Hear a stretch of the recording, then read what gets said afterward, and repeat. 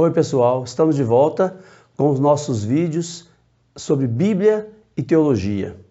Hoje nós vamos falar sobre teologia. É o creio em Deus Pai, o credo, um dos artigos do credo.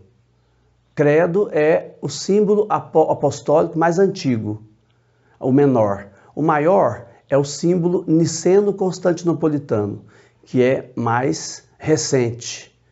Então nós estamos falando sobre o creio em Deus Pai mais antigo dos apóstolos. E hoje nós vamos falar sobre creio na comunhão dos santos. O que quer dizer isso?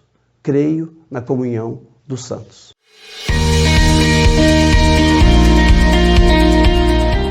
Eu sou para os outros e os outros são para mim. Eu não sou para mim, eu sou para os outros. E da mesma forma, os outros são para mim. O amor que eu tenho não é para mim, é para os outros. O amor que os outros têm não é para eles, é para mim. Então, nós precisamos uns dos outros. Por isso que nós formamos famílias, comunidades, sociedades, cidades, países. Porque nós somos um conjunto de pessoas. Nós temos essa vocação humana, que é a vocação gregária de viver em comum, em sociedade. Muitos povos, muitas pessoas dizem não aos estrangeiros. Aquele que é do outro lado da fronteira, aquele que é de outro país, tem preconceito com os estrangeiros. Mas se nós fizermos uma pergunta mais profunda, quem que traçou as fronteiras? Quem foi que traçou as fronteiras? Aí Deus fala, não fui eu. Não foi Deus que traçou as fronteiras. Quer dizer, eu só criei irmãos, sem fronteiras. E mesmo assim, nós, seres humanos, temos preconceitos com os estrangeiros. Então, a humanidade é assim. É uma única e grande irmandade, uma única e grande floresta, onde todas as árvores têm a sua raiz em Deus. Então, São Paulo fala, não há judeu nem grego, nem pobre, nem rico, nem branco, nem negro. Todos nós temos a mesma raiz em Deus. Essa unidade de todos os homens, de todos os seres humanos, o creio cristão chama de comunhão dos santos. Comunhão dos santos, ou comunidade dos santos, significa então o mesmo que igreja. Eclesia. Eclesia, em grego, quer dizer assembleia de fiéis, comunidade de fiéis. Daí a gente fala eclesial. Eclesial diz respeito à igreja. Igreja em grego é eclésia, que significa assembleia. Então a comunhão dos santos é a videira e os ramos. Só que a comunhão dos santos acentua a relação dos ramos entre si. Não dos ramos com o tronco, mas a relação dos ramos da videira entre si. Ramo com ramo. Paulo fala do corpo de Cristo como cabeça e vários membros. Mas a comunhão dos santos é a acentuação da relação dos membros entre si. Portanto, de nós, seres humanos. Comunhão dos santos, então, é a comunhão da imensa comunidade de fiéis, da igreja peregrina, da igreja triunfante, não só dos vivos, mas dos mortos também, dos que já se foram. É o que nós falamos. Igreja peregrina somos nós que ainda estamos nesta vida. Igreja triunfante é a igreja que já está no céu. São aqueles que já morreram e que estão nos céus. Então, comunhão dos santos é comunhão entre nós também. Por isso nós rezamos pelos mortos. Nós rezamos pelos mortos não porque nós vamos salvar os nossos mortos com a nossa oração.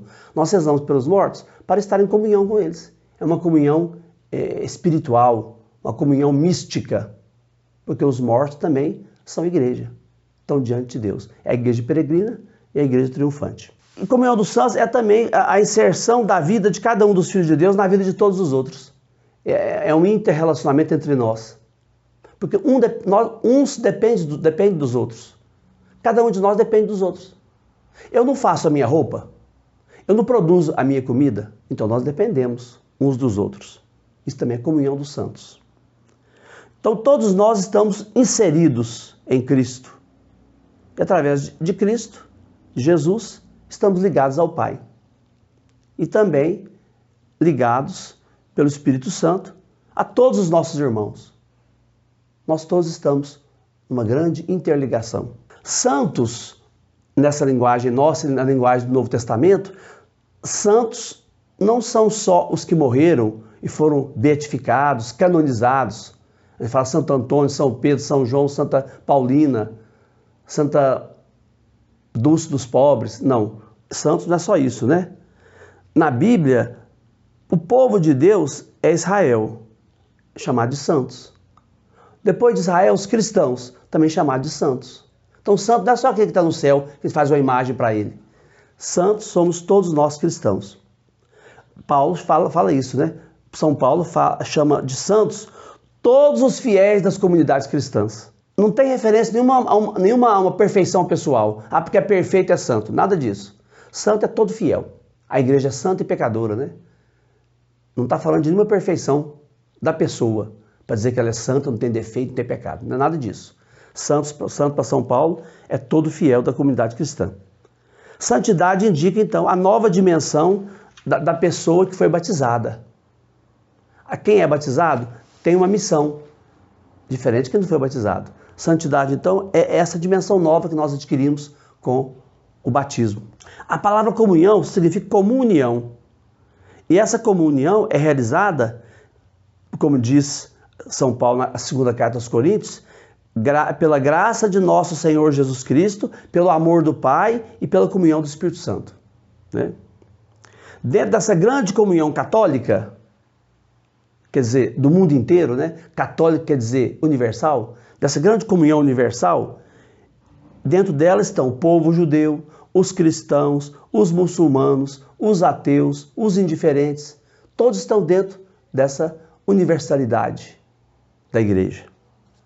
Mesmo que não sejam assim igreja, não pertençam à igreja, não frequentem a igreja, mas a palavra católica quer dizer universal. Pertence à comunhão dos santos também todo o bem que se faz no mundo inteiro. São Tomás de Aquino diz isso, né? Comunhão dos santos é tudo de bom que nós fazemos.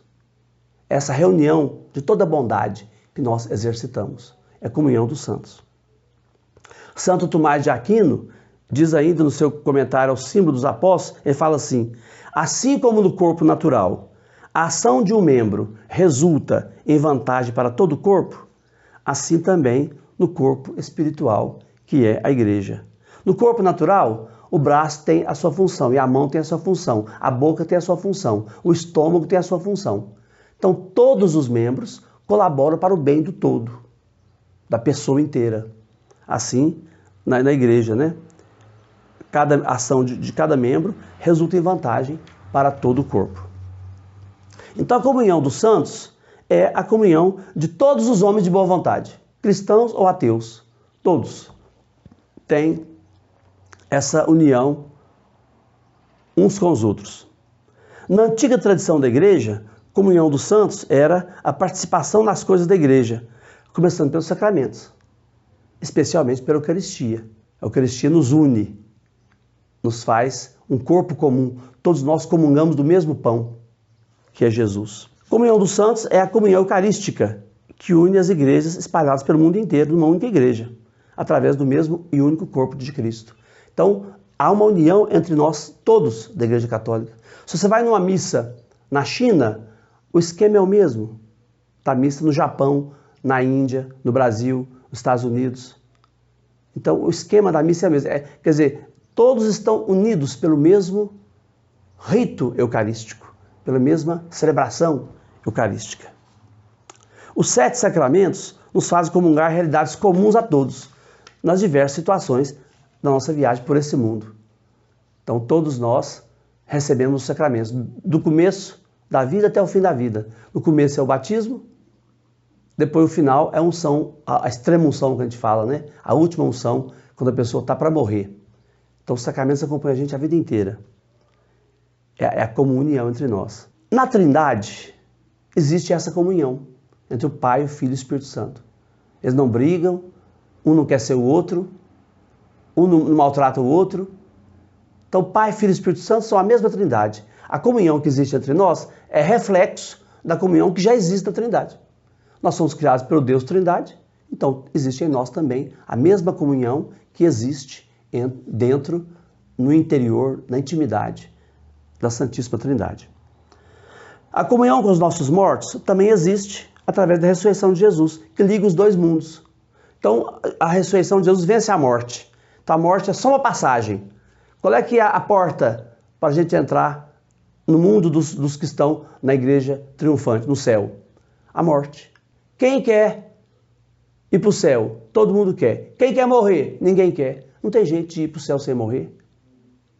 Nós temos que morrer. A morte não é uma coisa tão negativa assim, fora da vida, maior do que a vida. A morte está dentro da vida. A morte é só uma porta, só uma passagem. Uma Páscoa, né? Só uma passagem deste mundo peregrino para o mundo triunfante. O amor é mais forte do que a morte. Se Deus é amor, então o amor é eterno. Se nós vivemos o amor, nós também nos tornamos eternos. Quando rezamos pelos mortos, não é a nossa oração que vai salvar os nossos mortos. É Deus que salva gratuitamente. A nossa oração é só para a gente estar em união espiritual, mística com os nossos mortos. Só para isso. Então a salvação que nos é propiciada pela escuta da palavra de Deus, da palavra de Jesus, pela escuta das palavras de Moisés e dos profetas, essa salvação é que é o caminho reto para chegar a Deus, para chegar à plenitude da vida. Mais ou menos, em grandes linhas, esse é que é o sentido da comunhão dos santos. Por hoje é só, um abraço, fiquem todos com Deus.